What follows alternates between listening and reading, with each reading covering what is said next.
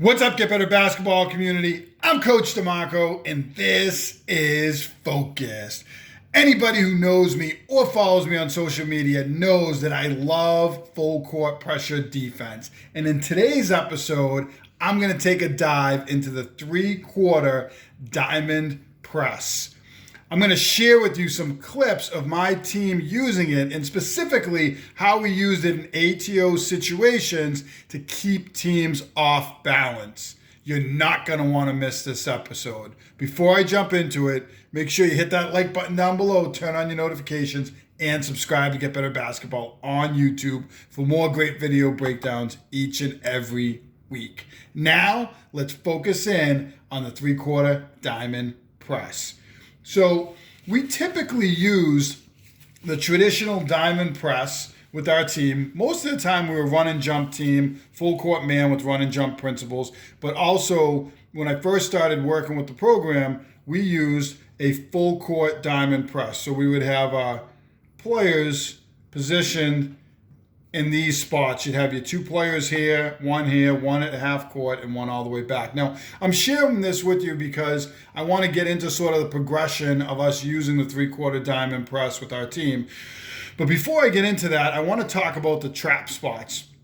If the ball is being inbounded on this side of the floor, we know that often, I think it's like over 75% of the time, Shaka Smart talks about this in one of his full court pressure videos, the ball comes into the coffin corner or this ball side corner in this trap spot right in here where the player is going to catch the ball and you're going to get that first trap. You also have the same trap spot on the opposite side of the floor. And then the trap spots I really like are when you get into the half court area. What I find is that if you trap just before half court, a lot of times you have a ball handler, they dribble into this spot, and their teammates leave them on this end of the floor, so they can't really throw it backwards, and they get stuck, and it's hard for them to throw up the floor because you do a good job, hopefully, with your press and your rotations.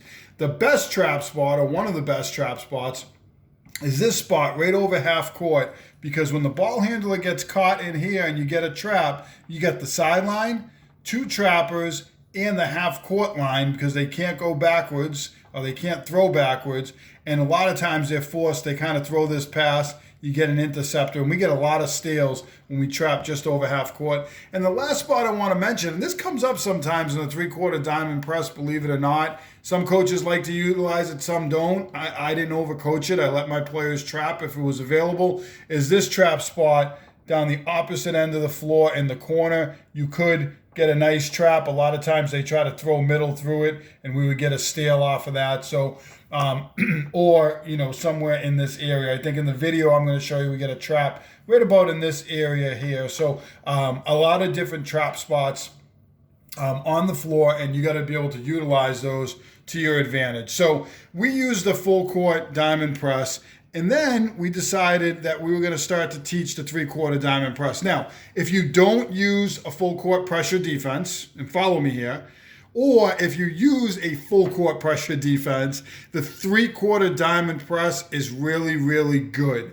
I like it because if you don't use a full court pressure defense, then you can use this with your team to change the tempo, and it's not you're not going to overcommit like the regular diamond. You get that first trap and teams can throw out of it, really kind of speeds teams up. You could speed teams up here. You could also use this to kind of slow them down like the 1-2-2, but I like it for that reason, and I liked it for us because we were a full court pressure team. And this was a nice change-up. In the video clip I'm going to show you, we were down about 5 or 2 minutes to go. We ended up winning the game, and we went to this press. It was the first time we had used it all season, and we went to this press, and you'll see some nice turnovers. We got out of it, and we weren't even as good at it in this video as we would be as we used it throughout the season. So really simple principles, not going to overcoach it. What I would tell my player here at the front is that you really wanted to try, if the ball was on this side of the floor, you wanted to pinch up, and you wanted to turn your body, and you'll see that in this video. It gets a little bit better as we go along in this particular last couple minutes of the game. But you really wanted to force them and kind of smother them up the sideline and give us a chance to kind of come up and trap here and then get rotations. Now, this player could rotate here, they could rotate back. Typically, you're going to get a rotation over, and it really depends where the players are. If they had a player here and here, and the ball is in the corner, and I talk about this when you circle trap drill. I'll share a link in the description down below, because you're going to get a little bit closer here. And then if they had a player here too, this X, you could cheat this because there's a good chance they're going to throw it, but you have to be careful on this middle cut because that's going to break it, and then they're going to attack with numbers. So these interceptors are critical. I'm not going to dive too deep into it. I talk about this in Circle Trap, but they really have to do a good job playing these two players and playing in between. A lot of times you end up with three players here and you have your two interceptors in the middle, and they're trying to make things happen. This player is your back player, and hopefully they're going to stay back, protect the basket. Sometimes they get steals in this press, but we didn't want them to overcommit and give up an easy layup. The other thing I'll mention quickly is these two trappers, as they come in and they hopefully force a trap on the ball, they really wanted to get tight. Hands up, don't break the glass. We didn't want them to throw their hands forward at the player and foul them and sort of break the glass, so to speak. Hands up, tight trap, get your feet tight together. Don't let them split the trap, and try to force the pass. If we can force them, the obvious pass, and they're swinging this way, our interceptor can cheat and get a steal. Or if they start to swing this way, really smother them that way, and this interceptor can read that. And we taught our players how to sort of read the obvious pass that was going to be made. So pretty simple for us. We use the diamond press. So again, I wasn't going to overcoach it, but we just told this top player, as much as possible, you're going to try to keep the ball on one side. They might throw back and forth. Don't overcommit. You're going to try to force up the sideline, and we're going to try to get a trap from this player, and we're going to get our interceptors to rotate accordingly. If they do throw it across the other side, we would just rotate. And you're going to see a clip in a minute that this player does a really nice job. The ball gets thrown back over, and they kind of get on this player's hip, and the player was going to throw back, and they didn't have the angle, so they forced them to dribble up the sideline, and we're going to get them. We actually get a critical steal also in the video, which I'll show you, on this side of the floor where a player dribbles right into the trap spot. So you'll see the difference this made for us. Again, try not to overcoach it. Try to keep it simple. You want to try to keep the ball out of the middle and funnel everything to the sideline. We would tell these players to try to pinch in as much as possible to take away any of those passes into the middle and to try to force turnovers. 3/4 diamond press. Let's take a look at some of these clips so you can see what I'm talking about. So here we are. You can see there's about 2 minutes on the clock.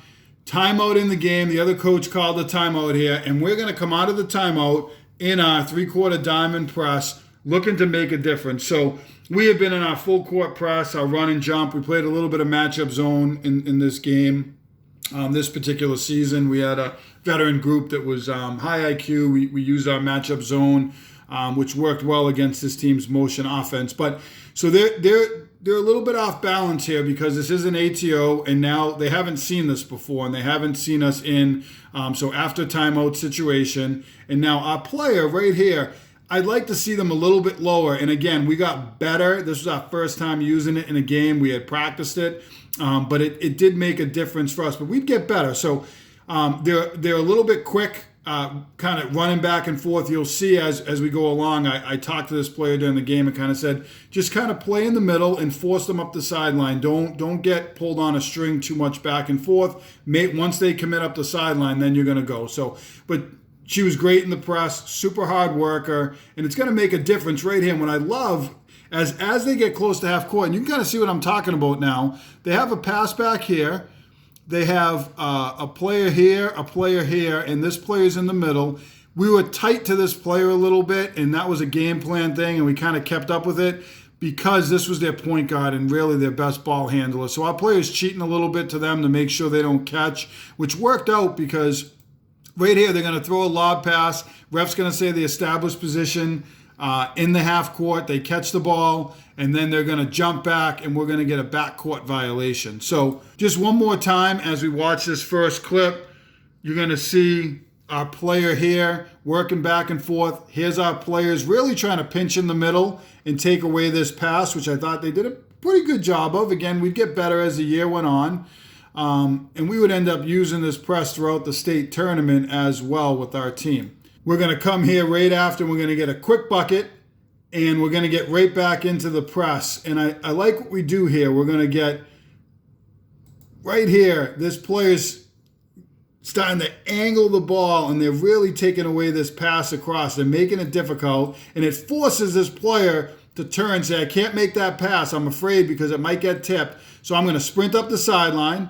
We're rotating. We're taking away the middle passes. She can't throw back now. And we're going to step up right here, and we're going to get a trap on the sideline. And I thought we did a pretty good job. They decide to come around, and, good adjustment by them. They came around. They got a handoff. But we're going to end up getting a turnover here, tip the ball here. We get fouled, and we hit 2 free throws on the other end. So we hit our first free throw, and here we are at the line. We're going to knock down our second free throw, and we're going to get right back into the press. And at this point, it was about a 1-point game, and we actually made a mistake here. This player jumped into our regular diamond, but they did a good job. They adjust back, and we're going to force the basketball. And good job here by our point of the press, trying to keep this player on that side of the floor. The player tries to turn back, and she wouldn't let her. So she's forced into this trap spot, and we're going to get a critical steal here, and we're going to take the lead in this basketball game. So a 2 turnovers and a bad shot in 3 straight possessions once we went to this press, and we got better at it as we went along. We weren't at our best here, but I thought our players worked really hard, and they kept with the integrity of the press, trying to force the ball to the sideline. This player is going to get a steal and 2 points, and we're going to take the lead in a game against a really, really good team.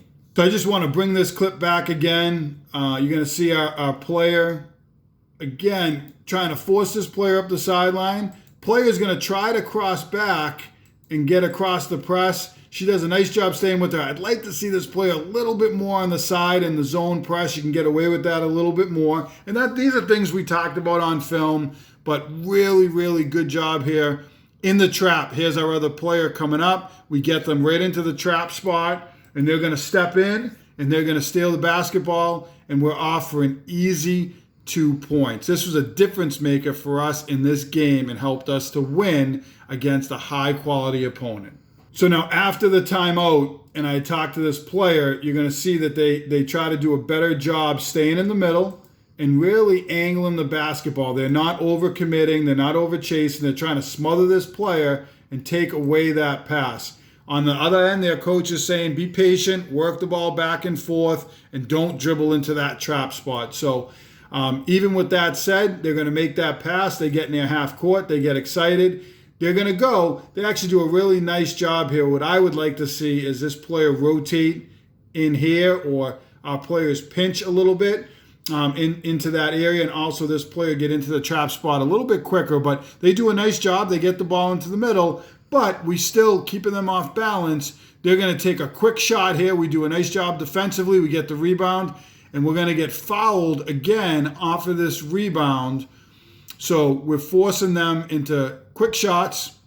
They do make a nice pass. I'm going to bring this one back because I just want you to be able to see right here. I would have liked to see us get the trap, and I would like to see us rotate back and take away what I would consider to be, the pass that's a little bit of a bigger threat. So we had our middle of the diamond, and we had this player, and these are things we would work on in this press. Our rotations were more sound in our full court diamond, and also in our run and jump press, which we used about 90% of the time. But these were all coachable, and we used this all the way to get to the state semifinals, and we would use this press in the games in the state tournament as a nice change-up for us. So thought we might have been able to get a steal here, but that's all right. We do a nice job collapsing, defenders close in, get our hands up, we're going to get the rebound, force them into a quick shot in a critical part of the game. So I just want to point out something we would do with our press is we would actually get into our full court press, and we would sort of bail out a little bit on it. So they happen to throw this ball, and our players in position right here, and they turn. I think she was looking to maybe get a travel call or something out of it, but we would tell our other players to sort of play off a little bit. If you get a trap and they walk into it, we would take it. Obviously don't want to foul, but we weren't looking to trap as much as we were for them to use the clock. There's about 27 seconds left. We're up a couple points in this game, so we didn't want to let them roll the ball out. So we're going to kind of fall back on this, and we're going to look not to foul and just make them use the clock. You can see why I love the three-quarter diamond press. It was very good to my team. This was a tightly contested game against one of our rivals. I think we were both either undefeated or had one loss about midway through the season, and we ended up pulling out a tight victory against a league rival, and it was because we went to this particular press, and it made a difference for us. And as I said, we got better as we went along. I love this team that I coached, and the great thing about them is you could make that adjustment. We had practiced it in practice, make that adjustment with 2 minutes in the game. They went to it and they made it work. Phenomenal group of players. But we would also fine tune it and get better. We got better at angling the ball and really trying to keep this player on a side of the floor and kind of force them to walk into those traps. You saw them do it a couple times as we went through the video. We would get even better at that as the season went on. We were typically a run and jump team. Based on our size, we weren't overly tall, as you probably saw in the video, and run and jump worked well for us. But if you don't have a long athletic team, you could still, we had an athletic team, just not super long, you could use this press. But if you have a player up here who was even longer than some of the players I had, it can be even more effective because those passes across are very difficult. So whether you use full court pressure defense or you're just looking for a change up, I love the diamond press. For these reasons, for what you saw in the video, it's a great way to change the pace. You're not going to overcommit, and you're really going to force the defense to make decisions, a lot of decisions back and forth as they pass, and eventually they're going to make a mistake and you're going to get a turnover in a critical part of the game. If you like this video, make sure you hit that like button down below, turn on your notifications, and subscribe to Get Better Basketball on YouTube. As always, get better every day.